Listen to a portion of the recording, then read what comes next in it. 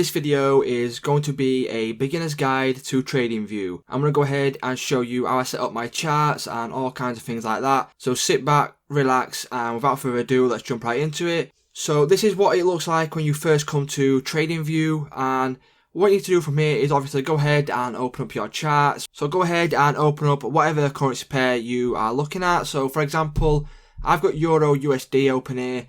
And the first thing I would do once I come over to TradingView, and what I like to do is just come to this little three lines in the top left corner, click on that, and then what that will do is it will bring up this here, and I go ahead and make it the dark color theme because in my opinion it just looks a lot better and a lot cleaner.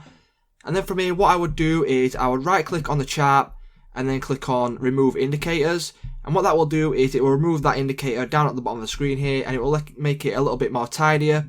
As you can see, here is my toolbar. So what you would do is you would come over to any tool at the side, and all you need to do is literally go ahead and star it. So if I went and clicked on the star to add the info line to the favorites, as you can see it is now come on my toolbar down here. So that's what you can do with all the relevant tools that you will need on TradingView. And go ahead and unstar this now. And then from here what I would do is I would come to the settings cog in the top right corner, and then I would come to vertical and horizontal grid lines, and what I would do is I would turn the opacity down all the way to the bottom. And because I'm a price action trader, what I need to do is I need to take all of this off, and it just makes the chart look a lot cleaner. And say if you want to change the colors of the candlesticks, what you can do is go back to the settings cog, and as you can see at the top there's an option there for symbol. Go ahead and select that, and then you can go ahead and change the color of the body and things like that. So you can go ahead and select a blue color, and that will make the color of the candlesticks blue.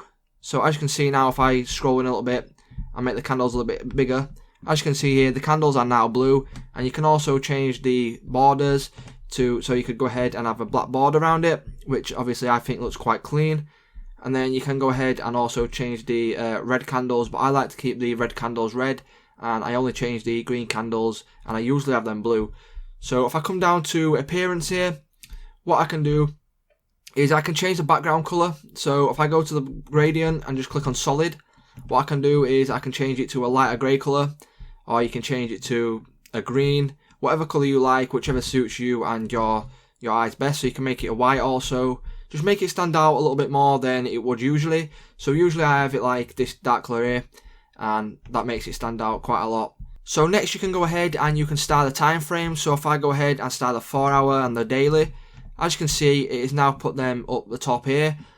So if you wanted to go ahead and do something like backtesting, a useful tool here is this little calendar down at the bottom, and you can go ahead and you can go to whatever date you want. So for example, I'll go to the 1st of the 1st 2020, go ahead, click enter, and what that will do is it will take you back, and as you can see the chart has now disappeared from my view. So all you need to do now is come down to the bottom right here, and there's a little option saying auto. If you click on that, it will bring the chart back to the middle of the screen. So that's a super useful way to go back and start your backtesting from wherever you want. And then what you need to do is come to this bar replay button here if you want to backtest, and you can go to the 1st of January, so around here would do. Click on that, and then what that will do is it will remove any price action after the horizontal line when you click on bar replay.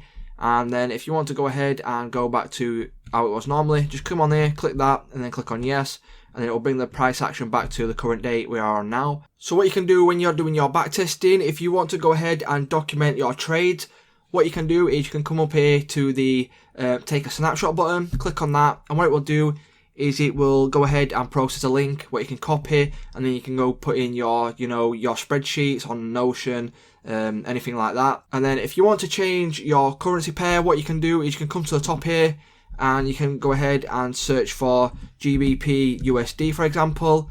Go ahead, click on that, and it will change to the pound US dollar. And then if you want to add this to your watch list, what you can do is you can come to this little button here, and you can go ahead and click on plus, and then go ahead and put in GBP USD. Click on that and click on the plus sign, and then as you can see it has gone over to your watch list here. And then if you want to remove it, you can also go ahead and click on the little X at the side, and it will go ahead and remove it from your watch list.